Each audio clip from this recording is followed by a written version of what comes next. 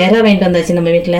ஒரு 5 வெங்காயம், 5 தக்காளி, ஒரு 7 பூண்டு கட்டி, கொஞ்சம் இஞ்சி, கொஞ்சம் கருவேப்பிலை போட்டு செய்யும் போது பார்க்கலாம். இது இறாவை கழுவிட்டு மஞ்சத்தூள், உப்பு, சோம்புத்தூள் போட்டு பிசைஞ்சு வச்சுருக்கேன். தேவையான அளவு எண்ணெய் ஊற்றி வச்சு கடுகு வச்சதும் இஞ்சி, பூண்டு, வெங்காயம் நல்லா வதங்கின பிறகு பார்க்கலாம். வெங்காயம் வதங்கிடுச்சு, பூண்டு கருவேப்பிலை போட்டு வதக்குவோம். வெங்காயம் வதங்கிடுச்சு, தக்காளியை போட்டு நல்லா வதக்குவோம்.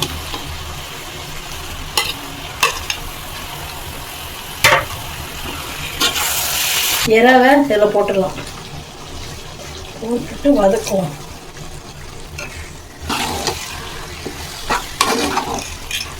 இறா நல்லா வதங்கிடுச்சு, சுருண்டுடுச்சு. இப்போ தண்ணியை ஊற்றலாம். தேவையான அளவு மிளகாத்தூள், தேவையான அளவு உப்பு,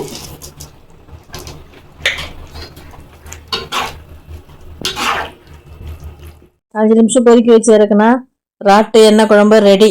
வாங்க சாப்பிட்லாம். இதை எங்கள் ஊரில் ராட்டுன்னு சொல்லுவாங்க. உங்கள் ஊரில் என்ன சொல்லுவீங்க? கமெண்ட்டில் சொல்லுங்கள்.